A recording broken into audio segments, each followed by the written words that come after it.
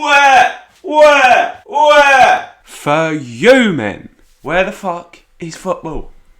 It has been 46 long days since Big Gaz was able to grace us with his presence on the pitch. Since then, it's been complete anarchy. Football players have turned gardeners. The only form of entertainment has been walking up the stairs. God only knows what'll happen next.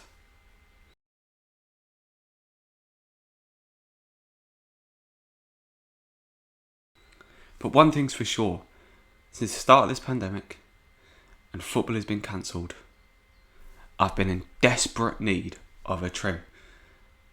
And I mean, some football players, just have a look at this, Richarlison, have taken it quite to the extreme. I mean,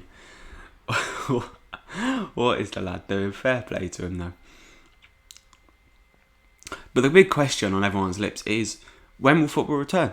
When will we be able to see all the big teams back on our screens again?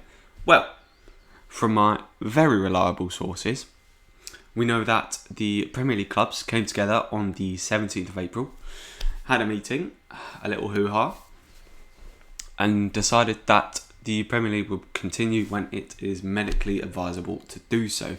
Now, a lot of things have been thrown around. We've been seeing an idea of a football festival where sort of each team plays a game a day and it's just like a massive event at Wembley. We've seen ideas just to cancel the league. It's likely that they'll somehow try and finish the league. I mean, it was suggested that this happens between sort of June and July, but then someone sort of remembered, player contracts finish on June 30th. And you think, well, the players have had all this time off, maybe you can just extend it for a month or so, but apparently not. So if they do come back, it'll be early June, and most likely they'll finish on June 30th. So just get the important games done, get Liverpool to win the league finally, after all them haters hating against Liverpool for winning a trophy that they really should be winning. However, in between then, we've got a couple of months. So what do we do? So the Premier League, being the Premier League, has come up with a pretty decent idea. They want you, yes, you, to watch professional footballers play FIFA. Now, yes and no. It's for a great cause, can't lie.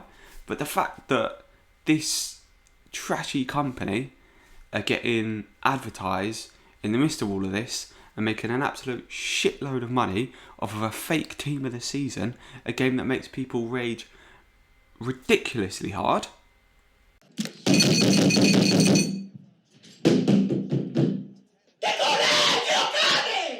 It's just a bit mind-blowing. But I mean, it's a better...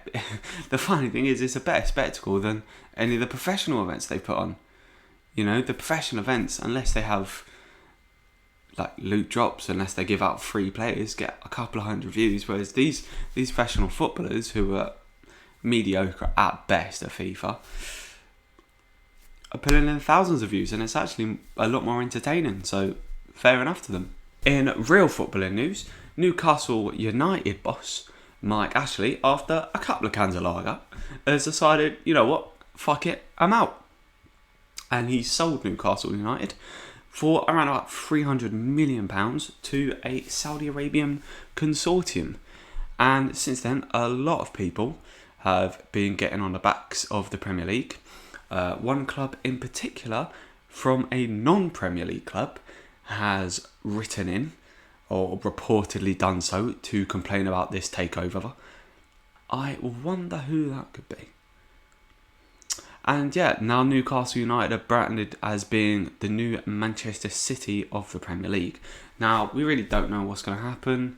They've already tried to bargain the price down from Mike Ashley from about 340 million to 300 million. So maybe that shows they're being stingy with the money, just trying to skimp a bit. Or they could just be saving that 40 million to just come in and absolutely blow the Premier League away with the amount of money they're going to spend. And I mean, it's hard to say, because if you're a Newcastle United fan, you're obviously absolutely loving it.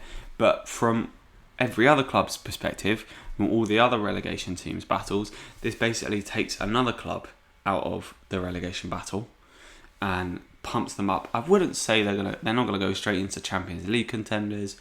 But they could definitely become a very solid top 8 side with enough money and a lot of investment. But that being said, you need to find the right manager to do so, and it needs to be a slower process, because we saw Fulham come up a couple of years ago, spent 200 million, couldn't even stay in the Premier League. There has been rumours that, you know, they want Coutinho on a loan offer from Barcelona. What a fall from grace would that be? The man forces a move from Liverpool to get to Barcelona, has an absolute flop, and then ends up coming back and playing in the white and blue stripes of Newcastle. Now, you'd be loving that if you're a Newcastle fan, but for Coutinho, that's a hell of a fall from grace. But yeah, it's exciting times for Newcastle fans, but for the rest of the league, it's definitely something to watch out for. And I mean, if they end up going and spending a ridiculous amount of money, financial fair play could come in, and I guess we'll see where it goes from there. If you have enjoyed the video, please don't forget to hit that subscribe button. And if you enjoyed it, hit a like, and thank you for watching.